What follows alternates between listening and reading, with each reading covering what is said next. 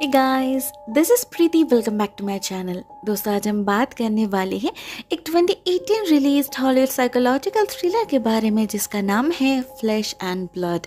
इस कहानी की शुरुआत होती है एक किम्बरली नाम की लड़की के साथ जो अगोराफोबिक है। उसे घर से बाहर निकलने में डर लगता है, लेकिन एक साल पहले भी सिचुएशन ऐसा नहीं था। किम्बरली एक बिल्कुल नॉर्मल लड़की थी। अपनी माँ रोज और डैड हेनरी के साथ सुखी परिवार था उसका। इवन पिछले साल थैंक्सगिविंग के दिन तो बहुत एंजॉय भी किया था उन लोगों ने, हर साल की तरह। लेकिन ठीक उसके अगले दिन ही कोई इसके माँ का खून कर देता है, वो भी उनके अपने ही घर के सामने, बहुत ही भयानक तरीके से। काफी खौफनाक दिख रही थी उनकी लाश। वो नज़ारा किम्बरली आज तक भूला नहीं पाई, ना कभी उस ट्रॉमा से बाहर आ पाई वो। उस दिन के बाद से उसके मन में एक डर बैठ गया, स्पेशली जब उसे पता चला कि पुलिस खूनी को ढूंढ ही नहीं पा रही, कोई क्लू ही नहीं है उनके पास जिससे उसे ट्रेस किया जा सके। ऐसे में वो सेफ कैसे फील करे? उसे हमेशा यही लगने लगा कि वो खूनी अभी भी घर के आसपास ही है, नजर रख रहा है उन पर। अगर वो घर से बाहर निकली तो उसे भी मार डालेगा वो। एज द रिजल्ट उसने घर से बाहर निकलना ही छोड़ दिया, खुद को कैद कर लिया अपने एक इमेजिनरी प्रिजन में, और धीरे धीरे उसके इस ट्रॉमा से जन्म ली एक नई बीमारी, अगोराफोबिया। हेनरी ने बहुत कोशिश करी अपने बेटी को समझाने की, उसे चीयर अप करने की, लेकिन उसका ट्रॉमा कुछ ज्यादा ही गहरा था, जो आसानी से खत्म होने वाला तो नहीं था। अपनी माँ की कमी अंदर ही अंदर खाई जा रही थी उसे। ऐसे में उसे किसी ऐसे की जरूरत थी जो उसे कंपनी दे सके, उसके साथ घंटों तक बैठकर बातें कर सके, उसका हाथ पकड़ के घर से बाहर निकाल सके उसे, और उसे यकीन दिला सके कि बाहर की दुनिया इतनी भी बुरी नहीं है। लेकिन हेनरी के पास इतना वक्त कहाँ था, उन्हें काम पे भी तो जाना था ना। हर सुबह ब्रेकफास्ट करके अपने बेटी को मेडिसिन देकर वो निकल जाते थे और लौटते थे देर रात को। इसी बीच उनसे जितना बन पा रहा था वो कर रहे थे। ऐसे ही एक सुबह ऑफिस निकलने से पहले वो किम्बरली से कह दे कि आज एक चीज का डिलीवरी आने वाला है, तो वो उसे फ्रंट यार्ड से पिकअप कर ले, नहीं तो चोरी हो जाएगा। अब किम्बरली जानती थी ये उसके डैड उसे घर से बाहर निकालने के लिए ही कह रहे हैं, उसके भलाई के लिए ही। तो वो मन ही मन खुद को प्रिपेयर करने लगती है। हेनरी के निकल जाने के बाद वो किचन में जाती है अपने लिए एक कप चाय बनाने। ठीक तभी वो नोटिस करती है डस्टबिन में एक मेडिसिन का खाली बोतल पड़ा हुआ है, प्रोपोफॉल नाम से। मे भी उसके डैड का होगा। किम्बरली ज्यादा ध्यान नहीं देती इस बात पर, अपना लैपटॉप लेकर बैठ जाती है अपने दोस्तों से बात करने के लिए। और तभी हमें पता चलता है आज तो किम्बरली का बर्थडे है, पूरे 17 साल की हो चुकी है वो। ऐसे में किम्बरली नोटिस करती है बाहर उसका पार्सल डिलीवर हो चुका है, साथ में कुछ लेटर्स भी हैं। तो वो घर के अंदर से ही लेटर बॉक्स के अंदर हाथ डाल के सारे लेटर्स कलेक्ट कर लेती है। लेकिन वो पार्सल उसे लाने के लिए तो उसे बाहर जाना ही होगा। बहुत हिम्मत जुटाकर किम्बरली अपनी कदम बढ़ाती है, अपनी आंखें बंद करके लिटरली क्रॉल करते हुए किसी तरह जा पहुंचती है उस बॉक्स के पास। लेकिन उसे पकड़ पाए उससे पहले ही वो बॉक्स नीचे गिर जाता है, जिसके आवाज से अचानक पैनिक अटैक आ जाता है किम्बरली को। डर से उसका दम घुटने लगता है, आंखों के सामने अंधेरा छाने लगता है उसका। उसे ऐसा लगने लगता है जैसे चारों तरफ से हजारों नजरें सिर्फ उसे ही देख रहे हैं। डर के मारे घर के अंदर भाग आती है किम्बरली और एक झटके में दरवाजे को लॉक कर देती है। तब जाके चैन की सांस ले पाती है वो। उधर इसके ठीक कुछ देर बाद ही दरवाजे पर कोई दस्तक देता है। ये डॉक्टर सॉन्डर्स थे, किम्बरली की साइकियाट्रिस्ट। हेनरी ने उन्हें इसीलिए अपॉइंट किया था ताकि वो किम्बरली से बात करके उसके एंजाइटी को कम कर सके। लेकिन उसके लिए तो किम्बरली का कोऑपरेट करना भी जरूरी है ना। न जाने क्यों किम्बरली अपने डैड के सिवा किसी और पर भरोसा ही नहीं कर पा रही थी। मन की बात शेयर करना तो दूर की बात है। एज द रिजल्ट इतने सारे काउंसलिंग सेशंस के बाद भी कोई भी इम्प्रूवमेंट नहीं हुआ था किम्बरली में, जिससे डॉक्टर सॉन्डर्स खुद भी बहुत डिसअपॉइंटेड फील कर रहे थे। किम्बरली फील कर पा रही थी उसके फ्रस्ट्रेशन को, शायद इसीलिए उसे डर लगने लगा था कि कहीं वो उसे मेंटल असाइलम में न भेज दे। रात में हेनरी के घर लौटने के बाद वो उनसे भी वही सवाल पूछती है, जिस पर हेनरी उसे अश्योर करते हैं कि ऐसा कुछ नहीं होगा। साथ ही साथ किम्बरली के लिए एक छोटा सा केक कटिंग प्रोग्राम भी अरेंज करते हैं वो। साथ में गिफ्ट भी था, एक छोटा सा पेंडेंट एग्जैक्टली जैसे किम्बरली को पसंद है, जिसे पहनकर वो खुशी खुशी सोने चली जाती है। और उसके डैड जाते हैं एटिक में रेनोवेशन का काम करने। अब ये एटिक किम्बरली के कमरे के एग्जैक्टली ऊपर ही था, तो वहां पर आवाज होने से किम्बरली को सोने में परेशानी तो होगी ही ना। लेकिन अब यह रोज का रूटीन बन चुका था उसका। हेनरी अपने वर्क शेड्यूल के अकॉर्डिंग हर रोज कुछ ना कुछ रेनोवेट करते ही रहते थे घर में। तो किम्बरली भी काइंड यूज्ड हो चुकी थी इन आवाजों से। वो हेडफोन लगाकर सो जाती है। उधर नेक्स्ट डे हेनरी उसे रिक्वेस्ट करते हैं उनकी मदद करने के लिए। वो ग्राउंड फ्लोर के एक दीवार पे एक होल बनाते हैं और किम्बरली को दिखाते हैं उनके एटिक से लेकर ग्राउंड फ्लोर तक एक एम्प्टी स्पेस है, जिसके वजह से ठंडी हवा आती रहती है हमेशा। उन्हें वहां एक इंसुलेशन इंस्टॉल करना है। इस सब के जरिए असल में हेनरी उसे बिजी रखने की कोशिश कर रहे थे और किम्बरली को भी उनका कंपनी मिल रहा था। एक वही तो है जिसके साथ वो कंफर्टेबल फील करती है, सेफ फील करती है, तो उसे भी अच्छा ही लग रहा था। लेकिन डॉक्टर सॉन्डर्स ये बात कभी समझ ही नहीं पाती। फोर्सफुली उससे वही बातें कन्फ्रंट करवाती है जिसे वो भुलाना चाहती है। कहती है उसे खुद को समझाना होगा, एक्सेप्ट करना होगा बाहर की दुनिया को, अपने आसपास के लोगों से मिलना होगा। हर वक्त वो इन दीवारों के अंदर कैद नहीं रह सकती। लेकिन क्यों नहीं रह सकती वो? यही तो उसका सेफ जोन है ना। डॉक्टर सॉन्डर्स उसकी बातों को समझ तो पा रही थी, लेकिन उसे ये समझा नहीं पा रही थी कि उसका ये सेंस ऑफ सिक्योरिटी कितना गलत है। ये घर उसे हमेशा प्रोटेक्शन नहीं दे पाएगा। उसे किसी दोस्त की जरूरत है, रियल ह्यूमन बीइंग की जरूरत है। ऐसे अकेले रहने से तो वो और अकेली पड़ जाएगी। इनफैक्ट इस बार उसका अग्रेसिव बिहेवियर देखकर तो डॉक्टर सॉन्डर्स को कुछ और ही लगने लगा था। उन्हें डर था कि किम्बरली के अंदर गुस्सा जमा होते होते किसी और बीमारी का रूप न ले ले।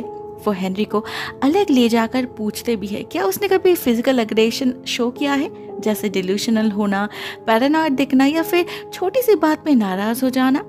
वो जितना समय अकेले बिताती है उसमें ये चीजें तो नॉर्मल है और अगर ऐसा ही चलता रहा तो नतीजा अच्छा नहीं होगा। हेनरी को उस पर नजर रखनी चाहिए, साथ में थोड़ा सा केयरफुल भी रहना चाहिए। डॉक्टर सॉन्डर्स असल में उसे सावधान रहने के लिए कह रही थी, वो भी उनके अपनी ही बेटी से, जो हेनरी को बिल्कुल भी पसंद नहीं आता, क्योंकि उसे पता है उनकी बेटी कितनी इमोशनल है। उसे बस थोड़ा वक्त चाहिए जो वो उसे देने के लिए तैयार है, क्योंकि कहीं ना कहीं वो भी तो उसी वार्ड में थे। तो उसके पेन को उनसे अच्छा कौन समझ सकता है।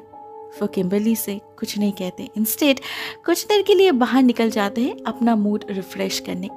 इधर किम्बरली अकेले बैठकर टीवी देखने लगती है। कुछ रैंडम न्यूज चल रहा था टीवी पर, जिसके बीच अचानक एक मिसिंग लड़की की तस्वीर दिखाई जाती है, सोफी टेलर नाम से। वो पिछले कई दिनों से गायब थी और उसे देखकर ही अचानक चौंक उठती है किम्बरली, क्योंकि इस फोटो में उस लड़की के गले पर वही पेंडेंट थी जो अभी उसने पहनी है।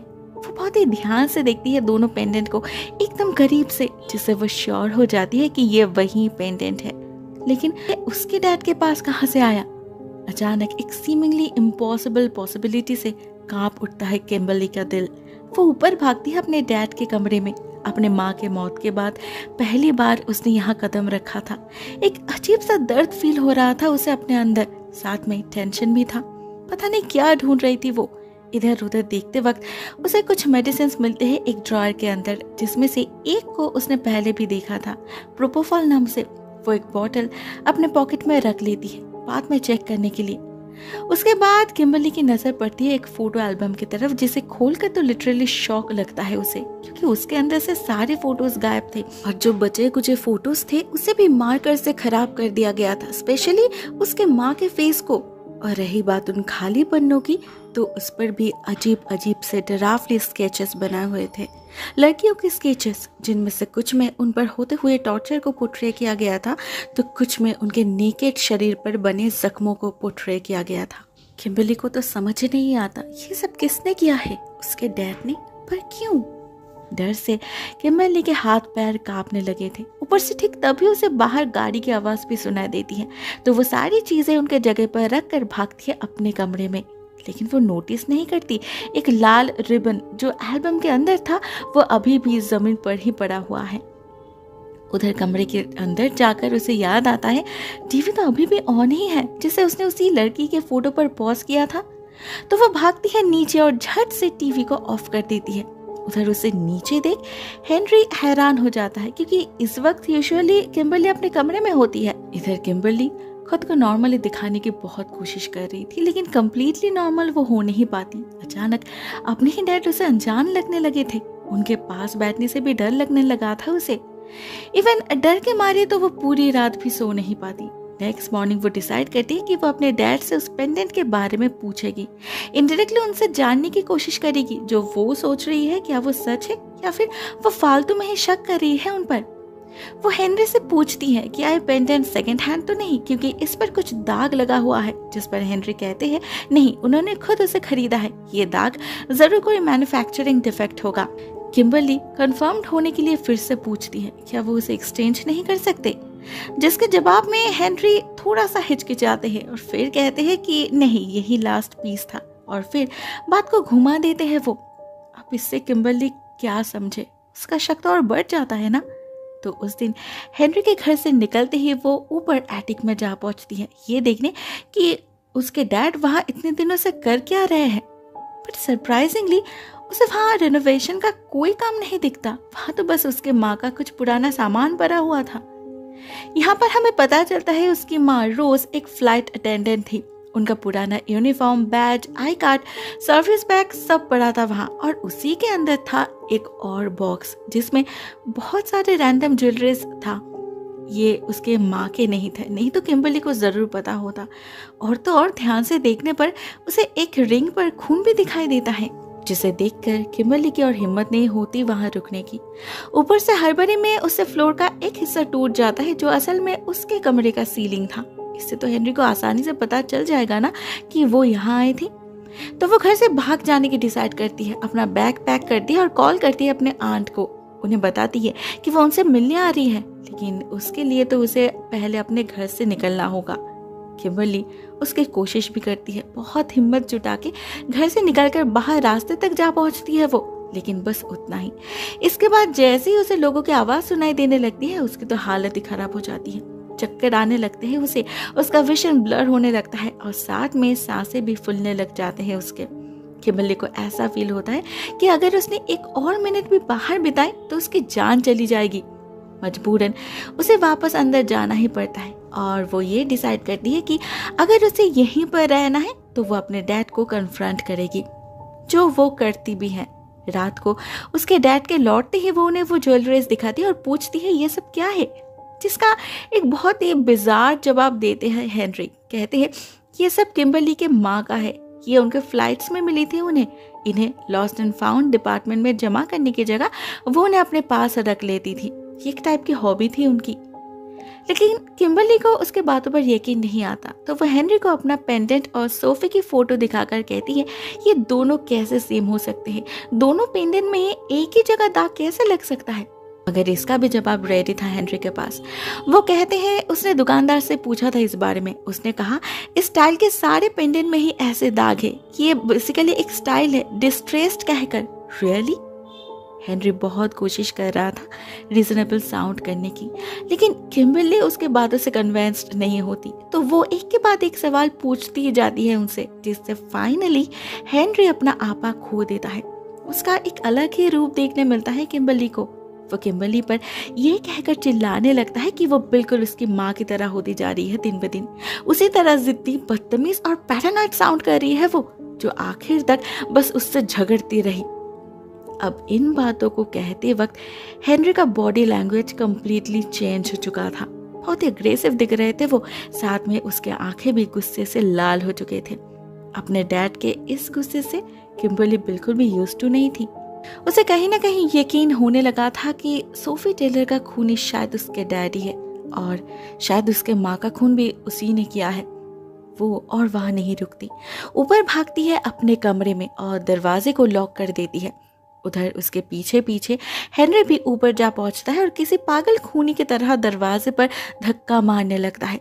वो नोटिस नहीं करता कब एक ईयररिंग उसके जैकेट से निकलकर जमीन पर गिर गया है। वो तो पागलों की तरह किम्बरली पर चिल्लाने में बिजी था, अजीब सी हरकतें कर रहा था वो, उसका बॉडी लैंग्वेज नॉर्मल नहीं था, जिससे किम्बरली और ज्यादा डर जाती है और 911 पे कॉल कर देती है। लेकिन उसके बाद कंप्लीट हो पाए इससे पहले ही हेनरी ड्रिल से लॉक तोड़कर अंदर घुस आता है और किम्बरली को कंट्रोल में ले लेता है। इधर उधर की बातों से उसे शांत करने की कोशिश करता है। वो कहता है वो उसे गलत समझ रही है, उसने किसी को हर्ट नहीं किया, वो तो बस फ्रस्ट्रेशन में ऐसा कर रहा है। लेकिन जैसे ही वो देखता है किम्बरली ने 911 पे कॉल किया है, उसका टोन चेंज हो जाता है। वो बात को कम्प्लीटली घुमा देता है, बहुत ही चालाकी से ब्रेन वॉश करने लगता है अपने बेटी का। कहता है अगर उसे पुलिस पकड़ के ले गई तो किम्बरली का क्या होगा, उसको तो किसी फॉस्टर केयर में भी जगह नहीं होगी, मे बी किसी मेंटल असाइलम में भेज दिया जाएगा उसे, ये घर छीन लिया जाएगा उससे। क्या उसे ये सब मंजूर होगा? और वैसे भी वो इतनी श्योर कैसे हो सकती है? क्या हेनरी ने कभी उस पर हाथ उठाया, चिल्लाया है उस पर? नहीं, क्योंकि वो ऐसे इंसान ही नहीं है। ये असल में किम्बरली की बीमारी है जो उसे ये सब सोचने पर मजबूर कर रही है। डॉक्टर सॉन्डर्स ने तो पहले ही कहा था। हेनरी किम्बरली से बहुत स्ट्रिक्टली कहता है पुलिस के सामने चुप रहने के लिए, क्योंकि उसके इन वाइल्ड इमेजिनेशन के चक्कर में वो अपना बचा कुचा परिवार खोना नहीं चाहता था। लेकिन क्या सच में किम्बरली सब कुछ इमेजिन कर रही थी? शायद नहीं, लेकिन हेनरी के बातों में ऐसा कुछ था जो उसे कंफ्यूजन में डाल देता है। उसका दिल तो कहता है अपने डैड पर भरोसा करने के लिए, लेकिन दिमाग उसे बार बार वार्न कर रहा था। कहीं ना कहीं उसे रियलाइज हो चुका था कि वो और इस घर में नहीं रह सकती। हेनरी के साथ एक ही छत के नीचे रहना सेफ नहीं होगा उसके लिए, लेकिन उसकी बीमारी उसे बाहर जाने भी तो नहीं देती। और वैसे भी सच ही तो कह रहे हैं वो, उनके जाने के बाद क्या होगा किम्बरली का? बहुत कुछ चल रहा था किम्बरली के दिमाग में। लेकिन जब पुलिस आती है तो वो अपने डैड का ही साथ देती है, कहती है गलती उसी की है, उसी ने ओवर रिएक्ट किया है, उसके डैड ने तो बस उसे थोड़ा सा डांटा था। साथ में हेनरी भी उसके बीमारी का बहाने देकर सारा दोष उसी पर डाल देता है। इससे ऑफिसर्स भी कन्विंस्ड होकर निकल जाते हैं। बस एक ऑफिसर बैंक्स जाते जाते छुपके से किम्बरली को अपना कार्ड दे जाती है, जिससे जरूरत पड़े तो वो उसे कॉल कर सके। इधर उनके निकल जाते ही माहौल तेजी से बदलने लगता है। हेनरी किम्बरली को उसके कमरे में भेज देता है और खुद भी खुद को कमरे में लॉक कर लेता है। लेकिन वहां जाते ही उसे वो रिबन दिख जाता है, जिससे वो समझ जाते हैं किम्बरली ने उसके चीजों को हाथ लगाया है। गुस्से में माथा खराब हो जाता है उसका। उधर तब तक किम्बरली ने भी अपना इन्वेस्टिगेशन शुरू कर दी थी। उसे पता चलता है पिछले 1 साल में इस शहर के आसपास की जगह से कई सारे लड़कियां गायब हुई है, सोफी के जैसे। उनमें एक बात सिमिलर थी कि वो उसके माँ की तरह दिखते थे। लेकिन क्या ये कोई सबूत हो सकता था? शायद नहीं। साथ में वो उस मेडिसिन के बारे में भी सर्च करती है जो उसे उसके डैड के क्लोजेट से मिला था, जिसे उससे पता चलता है ये तो एक तरह का सिडेटिव है। अब इससे किम्बरली सीरियसली बहुत ज्यादा डर जाती है और किचन में भागती है एक चाकू लाने। नहीं तो वो पूरी रात शायद सो भी नहीं पाएगी, उसके कमरे का लॉक जो नहीं था। लेकिन वहां से लौटते वक्त उसके पाँव में कुछ चुभ जाता है, जिससे वो चीख उठती है। ये वही ईयररिंग था जो हेनरी के जैकेट से गिरा था। उधर हेनरी भी तब तक वहां आ पहुंचा था और बहुत ही गुस्से में उस पर चिल्लाने भी लगा था कि उसकी हिम्मत कैसी हुई उसकी चीजों को हाथ लगाने की। लेकिन किम्बरली उल्टा उनसे सवाल पूछती है कि उसने कितने लड़कियों को मारा है। क्या उन्हें मारने की वजह बस यही थी कि वो उसकी माँ की तरह दिखते हैं? इन सवालों से और भड़क जाता है हेनरी। कहता है ये सच है कि वो और उसकी माँ झगड़ते थे, क्योंकि वो उसके इग्नोरेंस से फ्रस्ट्रेटेड हो चुका था। रोज हमेशा अपने परिवार से ज्यादा अपने काम को इम्पोर्टेंस देती थी, हमेशा लास्ट मिनट प्लान कैंसिल करती थी, जो हेनरी को बिल्कुल भी पसंद नहीं आता था। लेकिन इससे तो वो खूनी नहीं बन जाता ना। साथ ही साथ वो इस बात को भी किम्बरली की तरफ ही टर्न करने की कोशिश करता है, बार बार उसे याद दिलाता है कि वो बीमार है, मेडिकेशन के वजह से उसकी सोच ट्विस्टेड हो रहा है, वो चीजों को मिक्सअप कर रही है। क्या उसे याद नहीं उसके माँ के साथ वो भी कितना झगड़ती थी? इवन उनके लास्ट डे पर भी किम्बरली ने बहुत भला बुरा सुनाई थी उसे। वो भी तो रोज के एब्सेंस से इक्वली परेशान रहती थी ना, जितना कि हेनरी। इवन उसने तो उन पर चीटिंग का इल्जाम भी लगाई थी। तो वो श्योर कैसे हो सकती है कि उसके माँ का खून उसने नहीं किया? हेनरी बातों को इतना कॉन्फिडेंस के साथ कह रहे थे कि कुछ मिनट्स के लिए तो किम्बरली ने सच भी मान लिया था उन्हें कि शायद वो भूल गई होगी। लेकिन दूसरे ही पल उसे रियलाइज हो जाता है कि नहीं, ऐसा कुछ भी नहीं हुआ था। उसके डैड उसे मैनिपुलेट करने की कोशिश कर रहे हैं, अपनी बातें उसके दिमाग में इंस्टिल करने की कोशिश कर रहे हैं। वो अपने गुनाहों को छुपाने के लिए उसके बीमारी का फायदा उठा रहे हैं। किम्बरली और उसके मीठी मीठी बातों में आना नहीं चाहती थी। उसे जो समझना था वो समझ चुकी थी वो। तो वह हेनरी पर चाकू से वार करके भागती है बाहर की तरफ। लेकिन इस बार भी ज्यादा दूर जा नहीं पाती बेचारी। उससे पहले गिर जाती है जमीन पर और हेनरी उसे प्रोपोफॉल से सिडेट कर देता है। नेक्स्ट मॉर्निंग जब किम्बरली का होश लौटता है तब तक सुबह हो चुकी थी। किम्बरली देखती है उसके कमरे के सारे खिड़की दरवाजे को सील कर दिया गया है। उसके पास ना उसका फोन है ना लैपटॉप। हेनरी ने उसे अपने ही घर में कैद कर दिया है। ये कैसा पागलपन है। किम्बरली जोर जोर से चीखने लग जाती है, लेकिन असल में उसकी जरूरत नहीं थी क्योंकि उसके डैड उसके दरवाजे के बाहर ही बैठा था, बिल्कुल किसी साइको की तरह। वो बहुत ही कामली उससे कहते हैं जब तक उसका दिमाग शांत ना हो जाए तब तक किम्बरली को यहीं रहना होगा।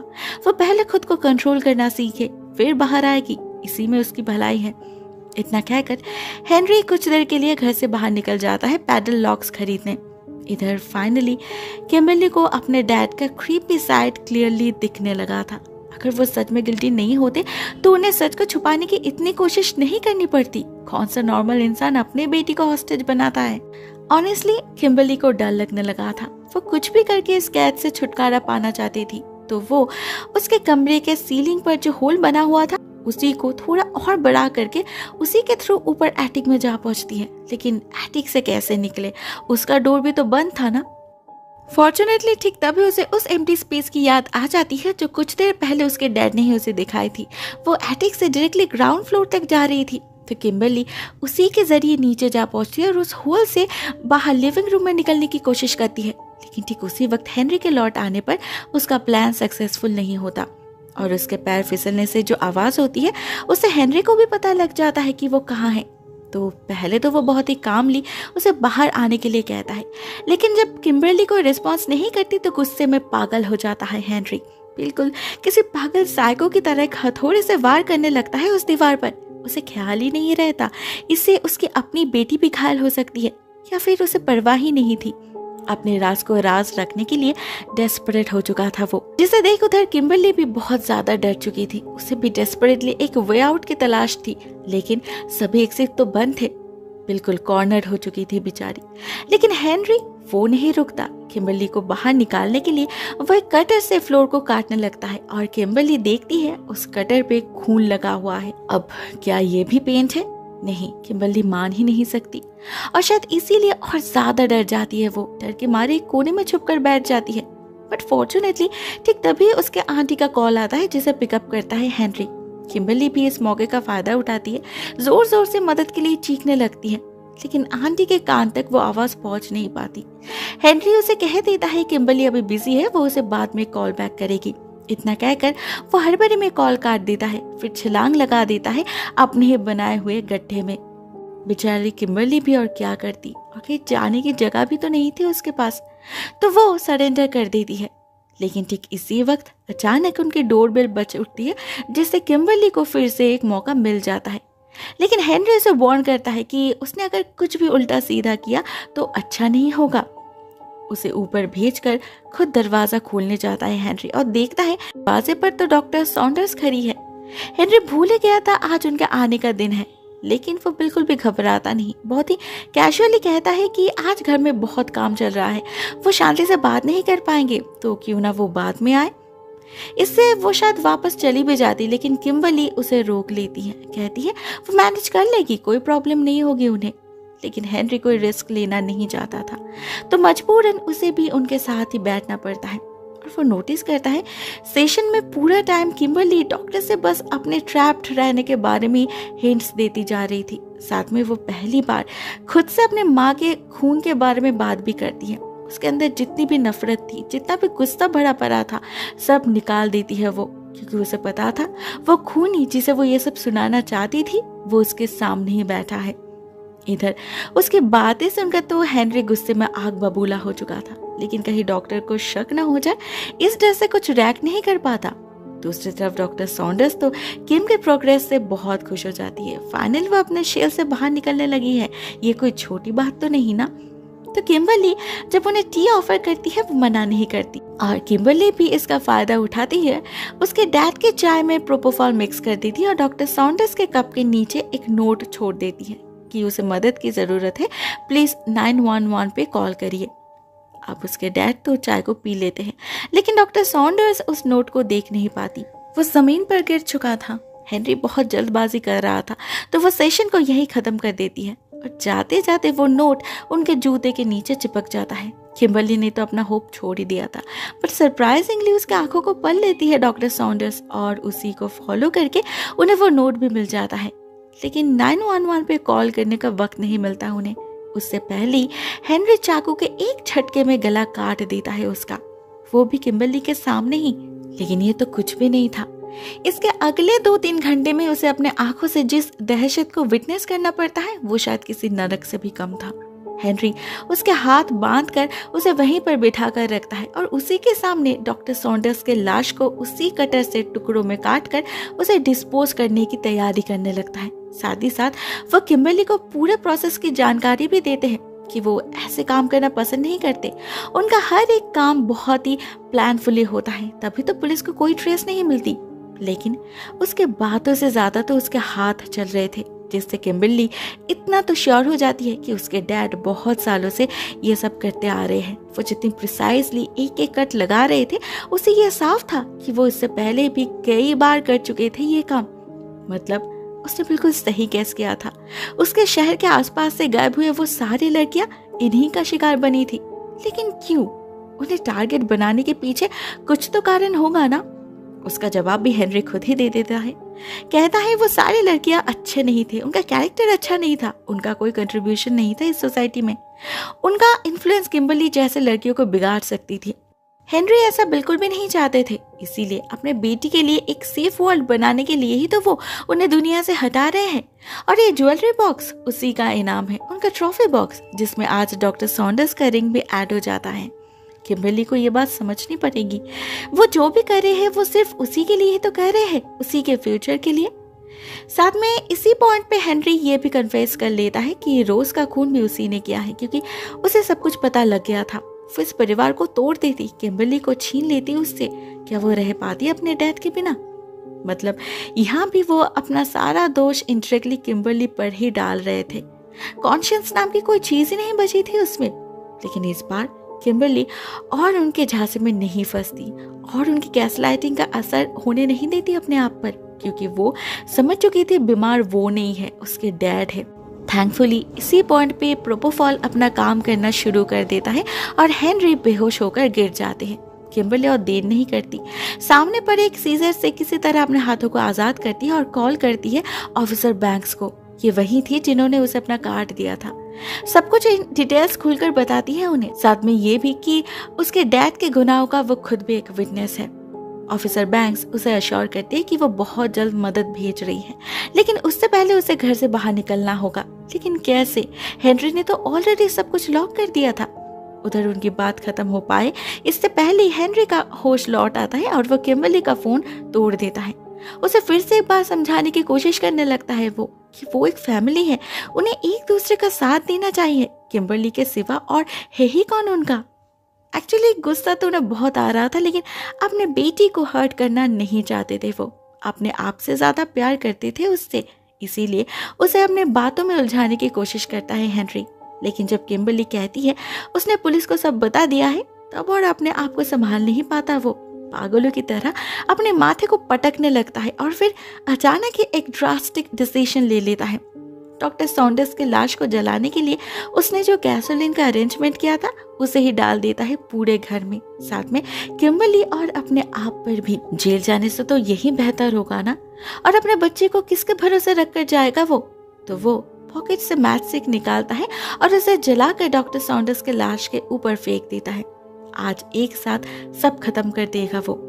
लेकिन किम्बरली को इस पागल के हाथ मरना नहीं था, तो वो ऊपर भागती है एटिक में और वहां जो टूटा हुआ फ्लोरबोर्ड था उसे जरिया बनाकर हेनरी को ट्रैप करने की कोशिश करती है वो, जो होता भी है। हेनरी जैसे ही उसके पीछे पीछे ऊपर आकर उसे पकड़ने की कोशिश करता है, वो डायरेक्टली जा गिरता है किम्बरली के कमरे में।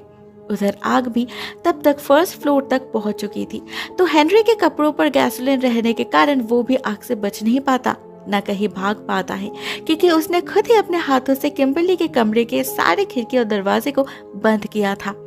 अपने बेटी के आंखों के सामने ही जलकर राख होना पड़ता है उसे। लेकिन उसकी बेटी बचाने की कोशिश तक नहीं करती उसे, उल्टा एक मॉन्स्टर को खत्म होते हुए देखती है और फिर खुद को बचाने में लग जाती है।